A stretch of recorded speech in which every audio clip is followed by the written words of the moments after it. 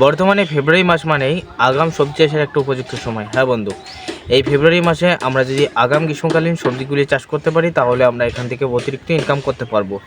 এই জন্য আমাদের দরকার রয়েছে নানা রকম বীজ। হ্যাঁ বন্ধু, নানা রকম ভালো জাতের বীজ রয়েছে যা আমরা অধিকাংশ চাষিরা নিজস্ব হাট থেকে কিনলে তারা কিন্তু অনেক চাষি বর্তমানে কিন্তু নানান রকম বীজ কিনে ঠকে যাচ্ছে বা নানা সমস্যা কিন্তু সৃষ্টি হচ্ছে।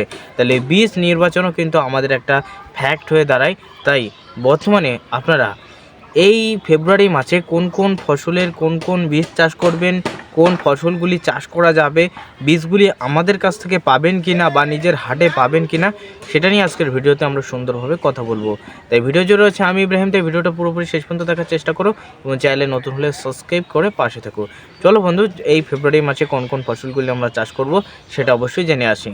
ফেব্রুয়ারি মাস মানেই গ্রীষ্মকালীন আগাম সবজি চাষের একটা উপযুক্ত সময়। এই টাইমে আমরা গ্রীষ্মকালীন আগাম সবজিগুলি চাষ করব। যেমন ফার্স্টে আমরা রেখেছি, এক নম্বরে যেটা রেখেছি সেটা হলো ঝিঙে। আমরা যদি এই গ্রীষ্মকালীন টাইমে প্রচুর হারে ঝিঙে চাষ করতে পারি, মিনিমাম 5 থেকে 10 কাঠা ঝিঙে চাষ করতে পারি। চৈত মাসের দিকে আমরা যদি চৈত মাসের মিনিমাম যদি আমরা 10 থেকে 15 তারিখ নাগাদ যদি ঝিঙে বাজারে বিক্রি করতে পারি, তখন পার কেজি ঝিঙে আমরা 40-50 এমনকি 60-70 টাকা কেজি দরে বিক্রি করতে পারবো। তাই এখনই জলদি করে ঝিঙের দানা জমিতে বপন করে দিন। ঝিঙের দানা হিসেবে অন্যতম বীজ রয়েছে সেটা হলো রাধিকা কোম্পানি, গৌরাঙ্গ নার্সারির রাধিকা রয়েছে। 2 নম্বরে রয়েছে রানী মার্কা রয়েছে। 3 নম্বরে আরেকটি বীজের কথা বলবো, সেটা তোমরা জানো বন্ধু, সেটা বর্তমানে ব্যাপক পরিমাণে ফেমাস, সেটা হলো ইন্দ্র রামা, অর্থাৎ রামা F1 হাইব্রিড যেটাকে বলে থাকে। ঠিক আছে, এই বীজগুলি বর্তমানে কিন্তু পাওয়া যাবে, বর্তমানে কিন্তু বাজারে অ্যাভেলেবেল আছে। যদি না পেয়ে থাকেন আমাদের অবশ্যই ওপরে দেওয়া হোয়াটসঅ্যাপ নাম্বারে কন্ট্যাক্ট করবেন। আমরা এই বীজগুলি আপনাদের বাড়িতে কুরিয়ারের মাধ্যমে পাঠিয়ে দেবো। অবশ্যই কিন্তু বীজ নেওয়ার জন্য আমাদের গুগল পে, ফোনপে, পেটিএমে আপনি টাকা সেন্ড করে দিতে হবে। আগে এই হোয়াটসঅ্যাপ নাম্বারে যোগাযোগ করবেন, তার পরবর্তী টাকা সেন্ড করে দেওয়ার পর আপনি ঠিকানা বা অ্যাড্রেস দিয়ে দিলে আমরা বীজ পাঠিয়ে দেবো। এর পরবর্তী 2 নম্বরে বীজ হিসেবে 2 নম্বরে অবশ্যই ফসল হিসেবে আমি রেখেছি শসা। সামনেই কিন্তু বন্ধু রমজান মাস আসছে, তোমরা জানো রোজার মাস আসছে। এই রোজার মাস ভিত্তিক প্রচুর পরিমাণে শসার চাহিদা থাকে।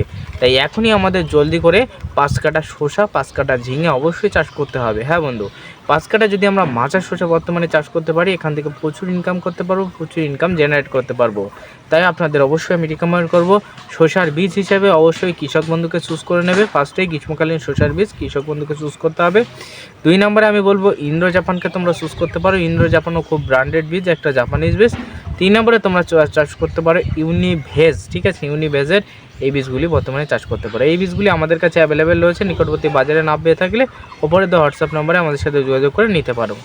এবার হচ্ছে বন্ধু 3 নম্বরে অন্যতম ফসল হিসেবে আমি চাষিদের বারে রিকমেন্ড করে থাকি, যদি এই টাইমটায় এই সময়টা একটু হলেও বরবটি যদি আমরা চাষ করতে পারি, কারণ বরবটি একটা গ্রীষ্মকাল মানে বরবটি একটা রমরমে বাজার। এখন বরবটি কিন্তু প্রায় 50 টাকা কেজি বিক্রি হচ্ছে, বরবটি নেই বাজারে।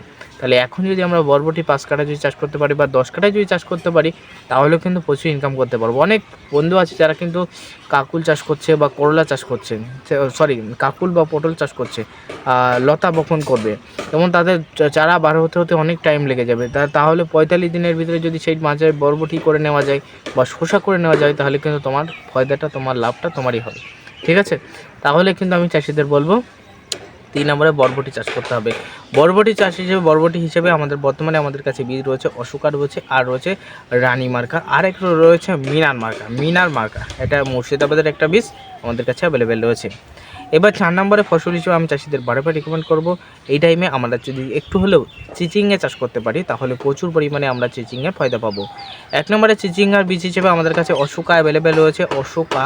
ঠিক আছে, 2 নম্বরে আমাদের কাছে অ্যাভেলেবেল রয়েছে টোকিটার হাইব্রিড বীজ, এবং 3 নম্বরে আরেকটি বীজ কিন্তু অ্যাভেলেবেল রয়েছে, সেটা হলো বাতকুল্লা, অর্থাৎ নদিয়ার একটা বীজ অ্যাভেলেবেল রয়েছে। বীজগুলি যদি নিজের এখানে না পেয়ে থাকেন আমাদের ওপরে দেওয়া হোয়াটসঅ্যাপ নম্বরে কন্ট্যাক্ট করবেন, বীজগুলি পাঠিয়ে দেওয়ার চেষ্টা করব। এর পরবর্তী আমি 5 নম্বরে অন্যতম ফসল লিখেছি, সেটা হলো করলা।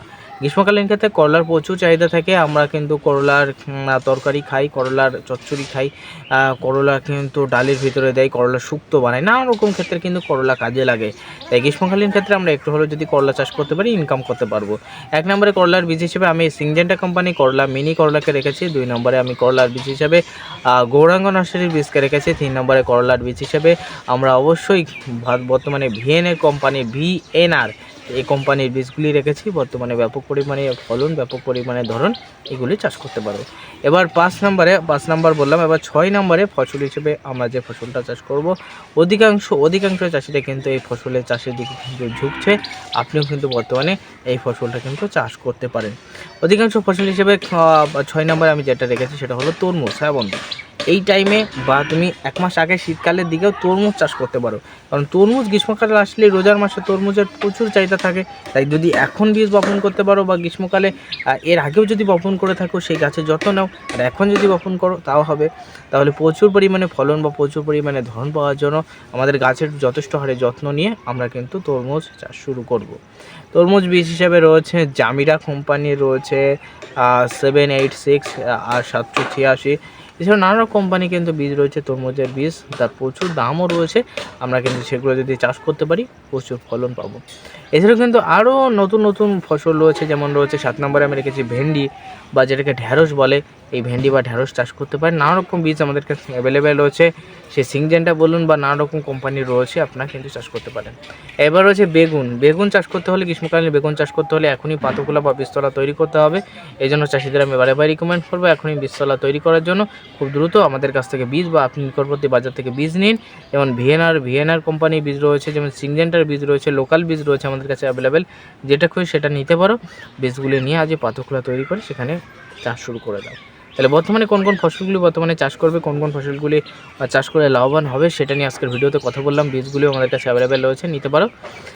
তাই প্রত্যেক চাষিদের উদ্দেশ্যে একটাই বার্তা দেবো, অবশ্যই এই ফসলগুলি চাষ করো, তোমরা অতিরিক্ত ইনকাম করতে পারবে। তো এরকম ভিডিও পেতে অবশ্যই চ্যানেলটি সাবস্ক্রাইব করবেন, ভিডিওটা অবশ্যই একটা লাইক করে দেবেন এবং ভিডিওটা শেয়ার করে অন্যান্য বন্ধু দেখা শুরু করে দেবেন। প্রত্যেকে ভালো থাকবেন, সুস্থ থাকবেন।